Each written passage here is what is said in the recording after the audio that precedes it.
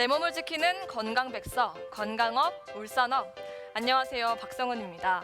생활 속에서 하이힐처럼 발에 무리가 가는 신발을 자주 신는 경우가 생기게 됩니다. 저도 지금 하이힐을 신고 있는데요.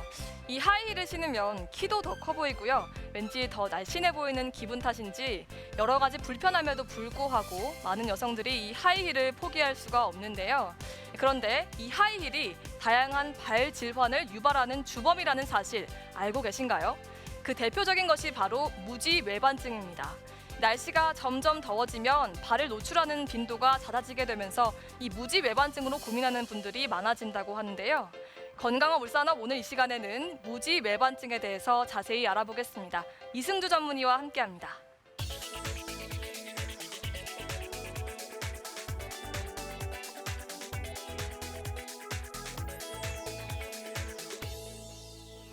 네, 선생님, 무지외반증. 이름은 좀 생소하지만 많은 분들이 앓고 있을 정도로 흔한 질환이라고 하는데요. 정확하게 어떤 질환을 얘기하는 건가요? 무지외반증이란 이 엄지발가락의 제1 중족관절을 기준으로 해서 이 엄지발가락이 두 번째 발가락 쪽으로 과도하게 휘면서 이 1중족관절이 내측으로 돌출되는 변형을 얘기합니다.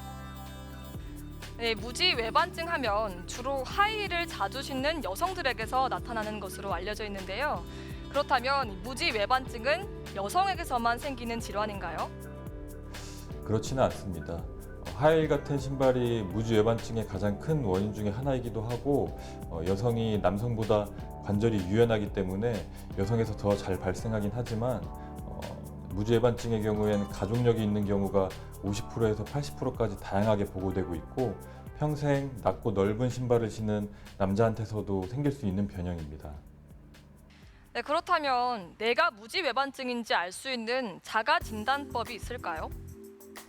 네, 서 있는 상태에서 엄지발가락의 휜 정도가 15도 이상이면 무지외반증을 진단할 수 있기 때문에 셀프로 사진을 찍거나 아니면 흰 종이에 발을 대고 그려서 각도를 측정해서 의심해 볼 수 있습니다. 네, 이 하이힐을 자주 신는 저도 꼭 한번 체크를 해봐야겠네요. 자, 그러면 선생님, 무지외반증의 증상은 어떻게 나타나나요? 네, 가장 흔한 증상은 이 돌출된 제1 중족관절 부위의 통증입니다. 이 부위가 신발에 계속 닿으면서 점점 두꺼워지게 되고 염증이 생겨서 통증을 유발하게 됩니다. 또한 걸을 때 이 엄지의 기능이 감소하게 되면 두 번째, 세 번째 발가락으로 가는 부담이 증가해서 이 두 번째, 세 번째 발가락의 중족관절 부위에 굳은살이 생기게 됩니다. 이러한 굳은살은 두 번째, 세 번째 발가락에 통증을 유발하게 됩니다. 네, 물론 무지외반증이 외관상으로도 보기가 좋진 않지만 통증 때문에 일상생활이 좀 불편할 것 같습니다. 치료를 좀 서둘러야 할 텐데요. 어떤 방법으로 치료가 이루어지나요? 1차적인 치료는 보존적인 치료입니다. 가장 중요한 것은 돌출 부위가 자극되지 않게 앞이 넓고 편한 신발을 신는 것이고 교정기나 보정기 등으로 보조해 줄 수 있습니다. 하지만 이러한 보존적인 치료로는 변형 자체를 교정해 줄 수는 없기 때문에 보존적 치료에도 증상이 지속되는 경우엔 수술적 치료를 통해서 변형을 교정해 줘야 합니다. 네, 그렇다면 통증이 심해서 수술을 하게 되면 재발할 수도 있는 건가요? 네, 재발할 수도 있습니다.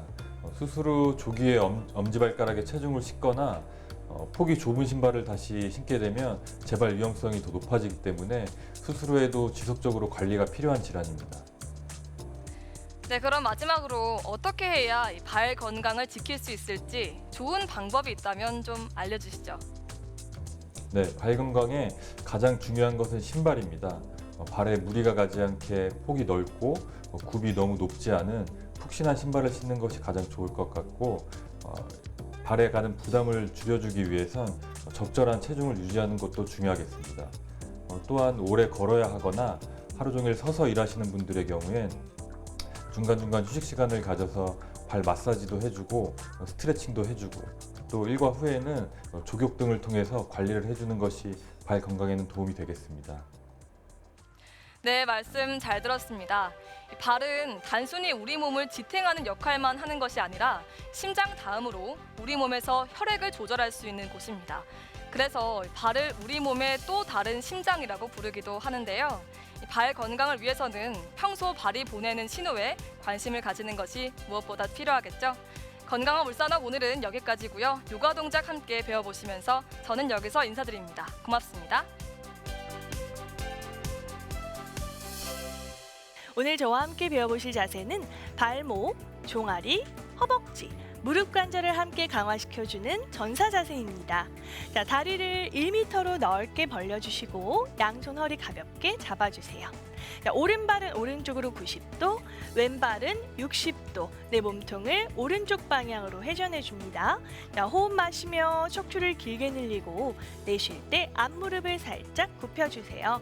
자, 이때 내 무릎이 발목보다 앞으로 나가거나 또는 뒷발이 뒤꿈치가 들리지 않도록 뒤꿈치는 바닥 향해 지그시 눌러줍니다. 자, 그대로 양팔을 머리 위로 올려 손바닥 마주보고 균형이 잡히신다면 고개 들어 시선 천장을 바라봐 주세요. 천천히 호흡 5번 반복하셨다가 마신 호흡에 무릎 펴고 손 허리 제자리로 돌아옵니다. 반대쪽도 같은 방법으로 진행합니다.